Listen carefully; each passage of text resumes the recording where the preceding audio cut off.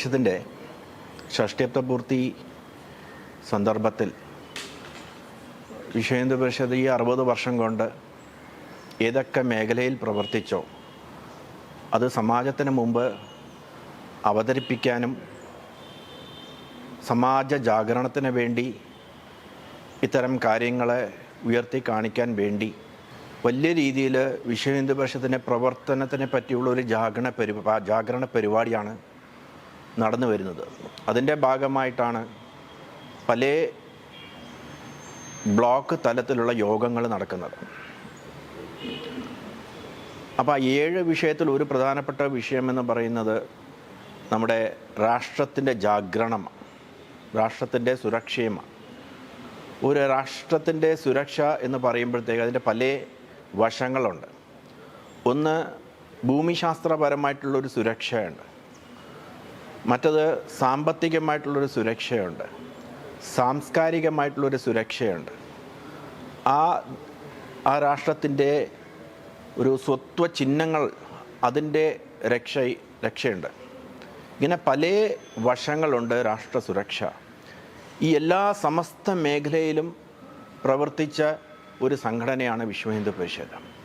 അപ്പോൾ ഭൂമിശാസ്ത്രപരമായിട്ട് നമുക്ക് മനസ്സിലാക്കാൻ സാധിക്കും എവിടെയൊക്കെയാണോ ഹിന്ദുക്കൾ മതം മാറിപ്പോയത്, അത് അഫ്ഗാനിസ്ഥാൻ ആയിക്കോട്ടെ, പാകിസ്ഥാൻ ആയിക്കോട്ടെ, ബംഗ്ലാദേശ് ആയിക്കോട്ടെ, അങ്ങനെ എവിടെയൊക്കെയാണോ ഹിന്ദുക്കൾ മതം മാറി ന്യൂനപക്ഷമായത് അവിടെ ആ ഭാഗമൊക്കെ ഭാരതത്തിൽ നിന്നും വേർപെട്ടു പോയിട്ടുണ്ട്.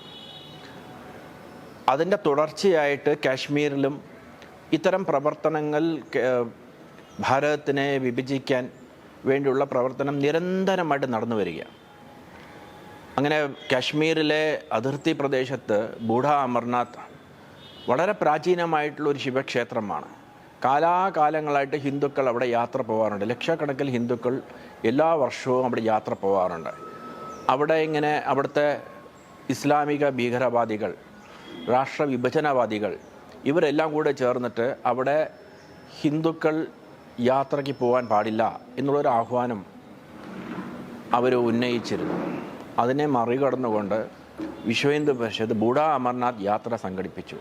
ലക്ഷക്കണക്കിന് ഹിന്ദുക്കൾ യാത്രയ്ക്ക് പോയി. സൈന്യം പോലും പോകാൻ പറ്റാത്ത സ്ഥലങ്ങളിൽ നമ്മുടെ വിശ്വ ഹിന്ദു പരിഷത്തിൻ്റെ ഹിന്ദുക്കളെ നയിച്ചുകൊണ്ട് ഉള്ള യാത്ര, അങ്ങനെ ആ ഭാഗം നമുക്ക് സുരക്ഷിതമായിട്ട് ഭാരതത്തിൻ്റെ ഭാഗമായിട്ട് നിർത്താൻ സാധിച്ചു. ഇതൊരു വശം. മറ്റേ വശം ദക്ഷിണ ഭാരതത്തിലെ അതിർത്തി പ്രദേശമായ രാമേശ്വരത്ത് രാമസേതു, കാരണം അത് വളരെ നിർണായകമായിട്ടുള്ളൊരു ഭൂപ്രദേശമാണ് രാമസേതു അതിനെ തകർത്ത് കഴിഞ്ഞാൽ ഭാരതത്തിൻ്റെ ദക്ഷിണ ഭാരതത്തിൻ്റെ സുരക്ഷയ്ക്ക് തന്നെ വലിയ ഭീഷണിയാണ്. അപ്പോൾ അത് കോൺഗ്രസ് സർക്കാർ അതിനെ പൊളിച്ചു മാറ്റാൻ വേണ്ടി തീരുമാനമെടുത്തപ്പോഴത്തേക്ക് അതിന് എതിരായിട്ട് വലിയ ജനപ്രക്ഷോഭം നമുക്ക് സംഘടിപ്പിക്കാൻ സാധിച്ചു. സുപ്രീം കോടതിയിൽ നിയമപരമായിട്ടുള്ള കേസുകൾ നമുക്ക് ഫയൽ ചെയ്യാൻ സാധിച്ചു. അങ്ങനെ നിയമ പോരാട്ടം വഴിയും അതുപോലുള്ള വലിയ പോരാട്ടം നമുക്ക് സംഘടിപ്പിച്ചുകൊണ്ട് ജനങ്ങളുടെ ഒരു വലിയ സമരം സംഘടിപ്പിച്ചുകൊണ്ട് നമുക്ക് സർക്കാരിൽ അതിൽ നിന്നും അത്തരം ഒരു രാഷ്ട്ര സുരക്ഷയ്ക്ക് വിരുദ്ധമായിട്ടുള്ളൊരു നടപടിയിൽ നിന്നും പിന്തിരിപ്പിക്കാൻ നമുക്ക് സാധിച്ചു.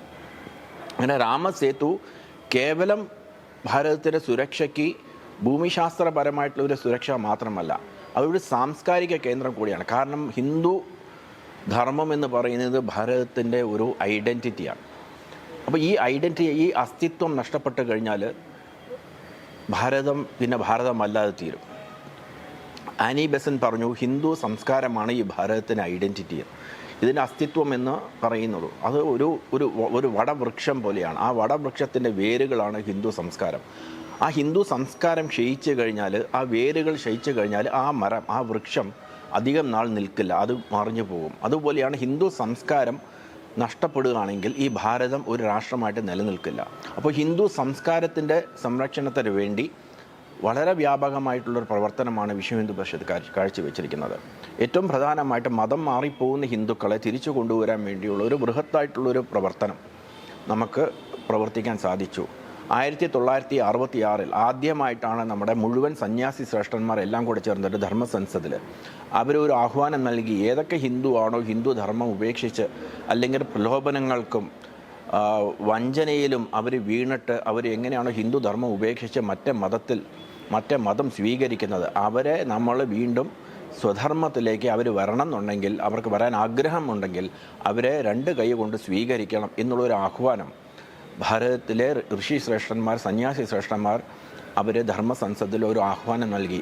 അത് ആ ആഹ്വാനം ഏറ്റുപിടിച്ച് അത് സ്ഥാനീയ തലത്തിൽ പ്രവർത്തനം ആരംഭിച്ച് എവിടേക്കാണോ ഹിന്ദുക്കൾ മതം മാറിപ്പോയത് അവരെ പ്രലോഭനം വഴി അല്ലെന്നുണ്ടെങ്കിൽ വഞ്ചന വഴി അവരെ പറ്റിച്ചും അവരെയൊക്കെ മതം മാറ്റി ആ വിഭാഗം അവർക്ക് എപ്പോഴാണോ അവർക്ക് സ്വധർമ്മ ബോധം വന്നത് അവരെ തിരിച്ച് സ്വധർമ്മത്തിലേക്ക് കൊണ്ടുവരാൻ വേണ്ടിയുള്ള ബൃഹത്തായിട്ടുള്ളൊരു പ്രവർത്തനം നൽകി. അങ്ങനെ രാജസ്ഥാനിലെ ബാൻസ്വാഡ എന്ന് പറയുന്ന സ്ഥലത്ത് രജപുട്ട് വിഭാഗത്തിൽപ്പെട്ട ആൾക്കാർ അവർ ഇസ്ലാം മതം സ്വീകരിച്ചു. ഇസ്ലാമിക ആക്രമണത്തിലെ സമയത്ത് അവർ ഇസ്ലാം മതം സ്വീകരിച്ചു. അവർ ലക്ഷക്കണക്കിന് ആൾക്കാർ ഇസ്ലാം മതത്തിലേക്ക് പോയി. പക്ഷെ അവർക്ക് അവരുടെ പൈതൃകം, അവരുടെ സംസ്കാരം എന്താണെന്ന് മനസ്സിലായപ്പോഴത്തേക്ക് അവർ തിരിച്ചു വരണം ആഗ്രഹം പ്രകടിപ്പിച്ചു. അവരുടെ ഇടയിലെ പ്രവർത്തനം നമുക്ക് വളരെ കാര്യക്ഷമമായിട്ടുള്ള പ്രവർത്തനം നമുക്ക് നടത്താൻ സാധിച്ചു. അങ്ങനെ ഏകദേശം 1.5 ലക്ഷത്തിലധികം മുസ്ലിങ്ങളായി പോയ, ഇസ്ലാമിലേക്ക് പോയ ഹിന്ദു സഹോദരന്മാർ വീണ്ടും സ്വധർമ്മത്തിലേക്ക് തിരിച്ചു കൊണ്ടുവന്നു. അതുപോലെ ആന്ധ്രയിലാണെങ്കിലും ശരി, തമിഴ്നാട്ടിലും കേരളത്തിലും വിവിധ സംസ്ഥാനങ്ങളിൽ എവിടേക്കാണോ ഹിന്ദുക്കൾ മതം മാറിപ്പോയത് അവർ എപ്പോഴൊക്കെയാണോ സ്വധർമ്മത്തിലേക്ക് വരാൻ ആഗ്രഹിച്ചത് അവിടെയൊക്കെ വിശ്വ ഹിന്ദു പരിഷത്ത് ഇവരെ വീണ്ടും സ്വധർമ്മത്തിലേക്ക് കൊണ്ടുവരാൻ വേണ്ടിയുള്ള പ്രവർത്തനം വളരെ സജീവമായിട്ട് നടത്തിക്കൊണ്ട് വരികയാണ്. മൂന്നാമതൊരു പ്രധാന ഒരു തലം എന്ന് പറയുന്നതാണ് നമ്മുടെ സംസ്കാരം. നമ്മുടെ സംസ്കാരത്തിൻ്റെ ആരംഭം എന്ന് പറയുന്നത് ഹിന്ദു കുടുംബങ്ങളാണ്. കുടുംബത്തിൽ നിന്നും സംസ്കാരത്തിനെ മാറ്റാൻ വേണ്ടി ഈ പാശ്ചാത്യ സംസ്കാരം, ഉപഭോക്തൃ സംസ്കാരം, അങ്ങനെ ഈ മറ്റേ മതത്തിൻ്റെ സംസ്കാരം എല്ലാം നമ്മുടെ ഭവനങ്ങളിലേക്ക്, നമ്മുടെ ഹിന്ദു കുടുംബങ്ങളിലേക്ക് കയറി വരുന്നതിനെ അതിനെ തടഞ്ഞുകൊണ്ട് വീണ്ടും നമ്മുടെ യഥാർത്ഥ ഹിന്ദു കുടുംബ ജീവിതം എന്താണ് എന്ന് മുന്നോട്ട് വെച്ചുകൊണ്ട് വീണ്ടും ഹിന്ദു കുടുംബങ്ങളെ ദൃഢപ്പെടുത്തുന്ന രീതിയിൽ ഹിന്ദു പരിവാർ വ്യവസ്ഥകളെ വീണ്ടും വളരെ ശക്തിപ്പെടുത്തിക്കൊണ്ടുള്ളൊരു പ്രവർത്തനം വീണ്ടും നടത്തി വരികയാണ്. ഇതിൻ്റെ ഒരു ആധാരം എന്ന് പറയുന്നത് ഭാരതീയ സ്ത്രീയാണ്, ഹിന്ദു സ്ത്രീ. കാരണം ഒരു മാതൃസങ്കല്പം കേവൽ ഹിന്ദു ധർമ്മമാണ് ലോകത്തിലെ സ്ത്രീയെ മാതൃസ്ഥാനത്ത് നിർത്തുന്നത്. അതുകൊണ്ടാണ് നമ്മൾ എല്ലാത്തിനും നമ്മൾ ശ്രേഷ്ഠമായ എല്ലാത്തിനും മാതാ സങ്കല്പം, നമ്മൾ ഗോമാത, ഗംഗാമാത, ഭൂമി മാത, അങ്ങനെ ഭാരത് മാത ഒരു സങ്കല്പം ലോകത്തിന് മുമ്പ് അവതരിപ്പിച്ചത് ഹിന്ദു ധർമ്മമാണ്. അപ്പോൾ സ്ത്രീത്വത്തിനെ സംരക്ഷിക്കണം, സ്ത്രീയുടെ സ്വാഭിമാനത്തിനെ സംരക്ഷിക്കണം, സ്ത്രീയെ സംസ്കാരം നിലനിർത്തണം എന്നുള്ളൊരു കാര്യം നമ്മൾ നടത്തി വരികയാണ്. അപ്പോൾ കുടുംബത്തിൽ നിന്നും ആരംഭിച്ച് സമൂഹത്തിൽ ആ സംസ്കാരം നിലനിർത്തിക്കൊണ്ട് മുഴുവൻ രാഷ്ട്രത്തിൽ ആ സംസ്കാരം നമുക്ക് രക്ഷിക്കാൻ വേണ്ടിയുള്ളൊരു പ്രവർത്തനം നമ്മൾ നടത്തി വരികയാണ്. മറ്റൊന്ന് നമ്മുടെ അമ്പലങ്ങളാണ്. നമ്മുടെ ഹിന്ദുക്കളുടെ ഒരു സാമാജിക വ്യവസ്ഥയാണ് ക്ഷേത്രങ്ങൾ. ആ ക്ഷേത്രങ്ങൾ ക്ഷയിക്കുന്നതിന് കാരണം അത് സർക്കാരിൻ്റെ നിയന്ത്രണത്തിൽ വന്നു. സർക്കാരും രാഷ്ട്രീയക്കാരും അതിൽ ഇടപെട്ട് ആ വ്യവസ്ഥകളെ ദുർബലപ്പെടുത്താൻ വേണ്ടി വളരെ ആസൂത്രിതമായിട്ടുള്ള ഒരു ഗൂഢാലോചനയുടെ ഭാഗമായിട്ടാണ് ഇതിനെ ദുർബലപ്പെടുത്താൻ വേണ്ടിയുള്ള ശ്രമങ്ങൾ നടക്കുന്നത്. വീണ്ടും ക്ഷേത്രങ്ങളെ സാമാജിക വ്യവസ്ഥകളായിട്ട് ഉറപ്പിക്കാൻ വേണ്ടി ഉള്ള ഒരു വലിയ പ്രവർത്തനമാണ് വിശ്വ ഹിന്ദു പരിഷത്ത് നടത്തിക്കൊണ്ടുവന്നിരിക്കുന്നത്. അങ്ങനെ നിരവധി അമ്പലങ്ങൾ വീണ്ടും ഹിന്ദു സമൂഹത്തിൻ്റെ കയ്യിൽ തന്നെ എത്തിക്കാൻ സാധിച്ചു. ഇപ്പോഴും നമ്മൾ പൂർണ്ണമായിട്ടും സർക്കാരിൻ്റെ നിയന്ത്രണത്തിൽ നിന്നും ഹിന്ദു ക്ഷേത്രങ്ങളെ പുറത്തു കൊണ്ടുവരാൻ വേണ്ടിയുള്ളൊരു വലിയ പ്രവർത്തനം നടന്നു വരികയാണ്. ഇതുകൂടാതെ സാമൂഹികമായിട്ടുള്ള വിപത്ത്, ലവ് ജിഹാദ് പോലുള്ള സാമൂഹികമായിട്ടുള്ള തിന്മകൾ, ഇതിന് വെല്ലുവിളിയും ഏറ്റെടുത്തുകൊണ്ട് 10,000-കണക്കിലെ ഹിന്ദു പെൺകുട്ടികൾ, ചതിക്കുഴിയിൽ വീണ പെൺകുട്ടികളെ വീണ്ടും നമ്മൾ രക്ഷിച്ച് തിരിച്ച് സ്വധർമ്മത്തിലേക്ക് അവർക്ക് സാമാജികമായിട്ടും അവർക്ക് എല്ലാ സുരക്ഷിതത്വം നമുക്ക് നൽകുവാൻ നമുക്ക് സാധിച്ചിട്ടുണ്ട്. ഇങ്ങനെ നിരവധി എല്ലാ സമസ്ത മേഖലയിലും ഏതൊക്കെയാണോ രാഷ്ട്ര സുരക്ഷയ്ക്ക് വരുന്ന എല്ലാ വശങ്ങളിലും ഭൂമിശാസ്ത്രപരമായിട്ട് നമ്മുടെ ഹിന്ദു ചിഹ്നങ്ങൾ ആണെങ്കിലും ഹിന്ദു സാംസ്കാരിക വിശേഷങ്ങളാണെങ്കിലും അമ്പലങ്ങളാണെങ്കിലും കുടുംബങ്ങളാണെങ്കിലും എല്ലാ സമഗ്രമായിട്ടുള്ള എല്ലാ മേഖലയിലുള്ള എല്ലാ രീതിയിലുള്ള സുരക്ഷിതത്വം ഹിന്ദു സമൂഹത്തിന് ഉറപ്പുവരുത്താൻ വേണ്ടിയുള്ളൊരു പ്രവർത്തനമാണ് വിശ്വ ഹിന്ദു പരിഷത്ത് നടത്തിക്കൊണ്ട് വരുന്നത്. മറ്റൊരു പ്രധാനപ്പെട്ട ഒരു വിഷയം സാമ്പത്തികമാണ്. സാമ്പത്തികം എന്ന് പറയുമ്പോഴത്തേക്ക് ഭാരതം ഒരു അഗ്രേറിയൻ എക്കോണമിയാണ്. അവിടെ കൃഷി ഒരു പ്രധാനപ്പെട്ട നമ്മുടെ സമ്പദ് വ്യവസ്ഥയിൽ ഒരു പ്രധാനപ്പെട്ട പങ്കെന്ന് പറയുന്നത് കൃഷിയാണ്.